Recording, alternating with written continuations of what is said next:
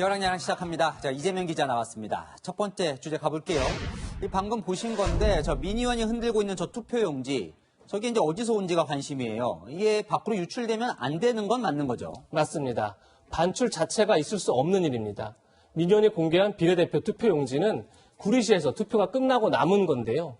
이런 빈 투표용지는 철저하게 봉인해서 보관해야 합니다. 그런데 이 중 6장이 사라졌다가 민의원 손에 들어간 겁니다. 그러니까 이제 선관위는 저게 구리시 선관위에서 유출됐다 이렇게 보고 있는 것 같은데, 이 일부 보수 유튜버들은 헬스장에 다니고 있었다 이런 얘기도 있어요. 네. 사진만 보면 마치 민간 헬스장에 투표용지가 방치된 것 같지만 이건 사실이 아닙니다. 저희가 당시 구리시 개표소 평면도를 입수했는데요.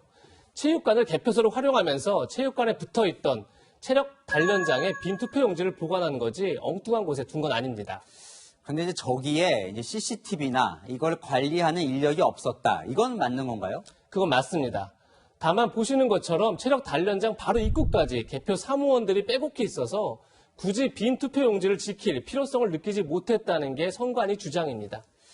그러니까 선관위는 이제 저 투표용지를 누군가가 훔쳐갔다 이렇게 생각하면서 이제 수사 의뢰까지 한 건데, 그러면 누가 훔쳤다는 겁니까?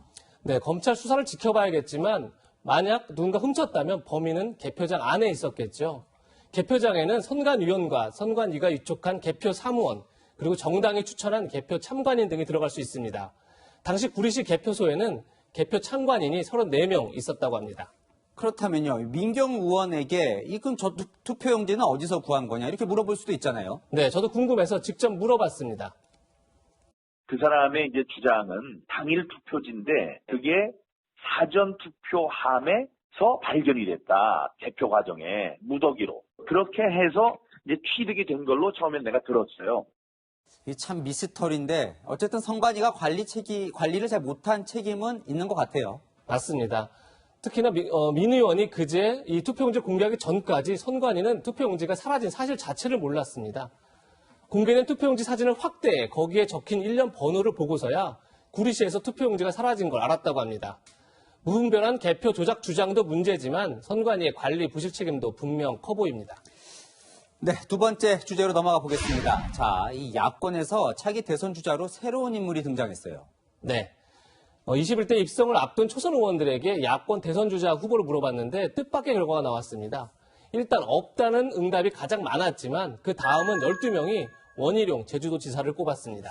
그러니까 이 여론조사에서 원지사가 부각된 적이 없는 것 같은데 이 국회의원 당선자라 보는 눈이 다른 건지, 이 기자는 이게 왜 원지사가 부각됐다고 보십니까?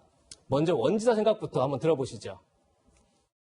네, 우리 통합당이 총선에서 나타난 중도층, 수도권, 젊은 층의 신뢰와 기대를 다시 가져올 수 있도록 혁신의 기운이 필요하다는 마음의 표시라고 생각합니다.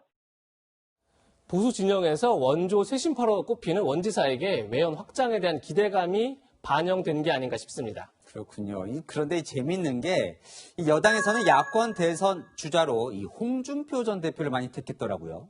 네, 일각에선 여당이 싸우기 쉬운 상대를 전략적으로 고른 것 아니냐 이런 말도 나옵니다. 네, 홍 전 대표가 들으면 좀 기분이 나쁠 수도 있을 것 같은데, 그럼 여권 대선 주자는 어떻습니까? 이 여론조사랑 비슷한가요?